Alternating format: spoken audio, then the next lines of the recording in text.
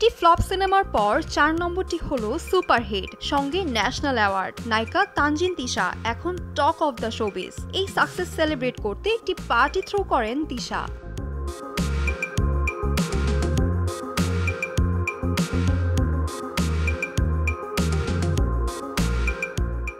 আলোকোজ্জ্বল জাকালো এই পার্টিতে শূন্য থেকে শিখরে ওঠা তিশার অন্ধকার অতীত সামনে চলে আসে। Large screen, dual stereo speaker এবং সুপার ফাস্ট চার্জিং এর সাথে এন্টারটেইনমেন্ট কিং নেক্সট জি N72।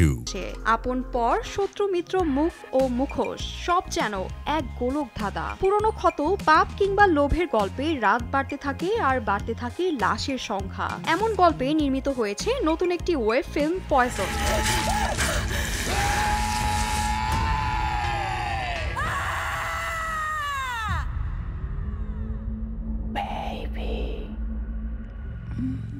পয়জন সিনেমাটি নির্মাণ করেছেন সঞ্জয় সমাদ্দার, আর ওই সিনেমায় ভাইরাল সেই নায়িকার চরিত্রে অভিনয় করেছেন তানজিন তিশা। সম্প্রতি অন্তর্জালে সিনেমাটির টিজার প্রকাশ পেয়েছে, আর এরপর থেকেই প্রশংসায় ভাসছেন তানজিন তিশা। তবে টিজারটিতে 18+ লিখে মার্ক করে দেওয়া হয়েছে এটি শুধুমাত্র প্রাপ্তবয়স্কদের জন্য। মেহেরা রহমান, সিমরান, RTV।